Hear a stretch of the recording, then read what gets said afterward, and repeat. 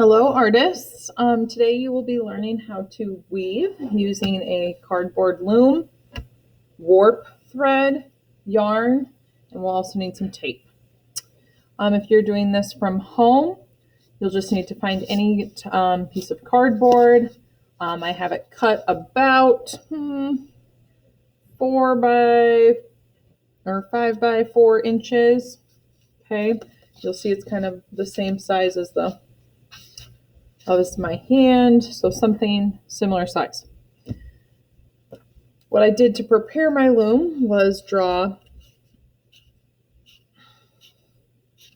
equally spaced dashes on each end, and then used a scissor to cut those dashes in the cardboard. What is important when doing this is that your dashes line up top to bottom. As you can see, this loom was not as accurately done. This notch is very skinny compared to how thick it is down here. So you want these to line up from top to bottom. Okay, using a ruler might be helpful. Great. Then you use your scissors and cut those little slits in each of your measurements. Next up, this warp thread is any fine or smaller thread that you have. At school, we're using this white thread that we have. If you're at home, you can use regular yarn, or if you have anything thinner, use that. Okay. First of all, I'm choosing for this to be the front of my loom because it is nice and clean. There's no stickers or anything on it. And this will be the back of my loom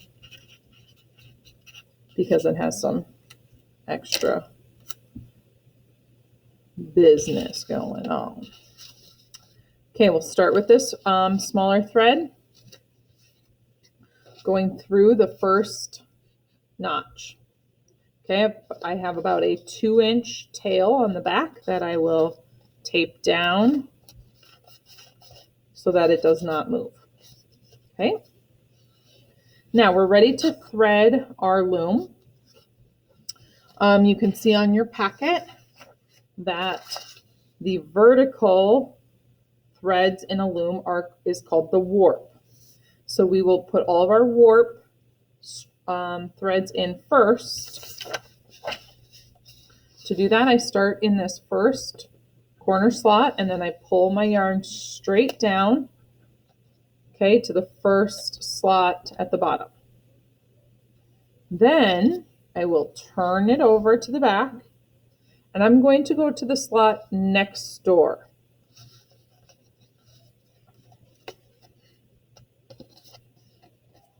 Okay, put it in the slot next door. Flip it back to the front. Now you can see it's ready to go to the top. And then this one is going to go next door.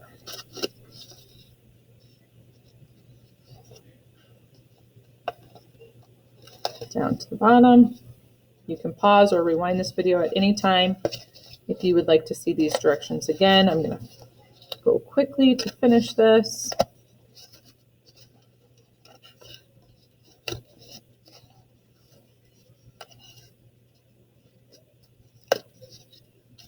Okay, when you're done, the front of your loom should have vertical warp threads. The back of your loom, you will see your next door threads and your 2 tails. I will secure this second tail with a piece of tape as well. Okay, now we're ready to start weaving. The first technique we'll be doing is called tabby weaving. Okay, this is basic weaving. You may, once we start doing it, you may remember doing this earlier on at another time. So here's how we start. We have our colored yarn. If you're at home, you're using whatever yarn, string, shoelace. You don't have to cut it. So if you have a shoelace, that will work great. Now with this yarn, we don't have plastic needles here. So if I try to just weave this little end of yarn, eventually this is going to start to fray and become yucky and hard to work with. So a little trick is to use a piece of tape and put your yarn on the sticky side.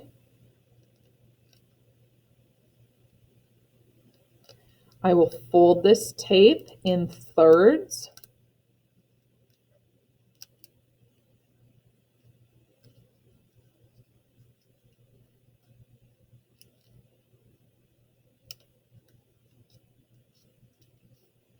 And that gives me a stiff ending to my yarn.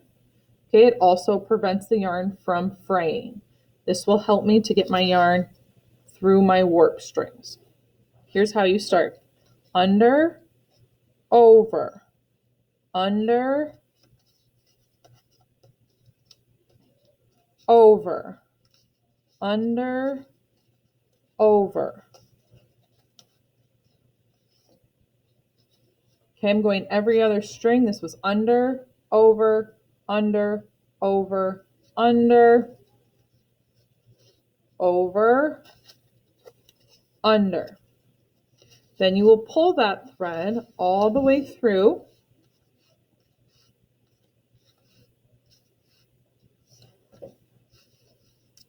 until you have about a 1-inch tail on the left side. Okay, we want to keep that tail here so that our loom does not unravel. Now we're ready to go back and make another row. You'll start on the side that your yarn is piled on. And this time, the important part is that we do the opposite of the row before. So you can see this yarn was under. So as I go back, I'm going to do the opposite. I'm going to start with over this time. Under, over, under. And sometimes these little strings just need some help, so I'm kind of picking them up so I can get my yarn underneath them. Okay, I'm pulling all of this extra through the loom. Now you don't want a big loop hanging off here. That's not very helpful. So instead, we just want to make sure that that's taut or tight.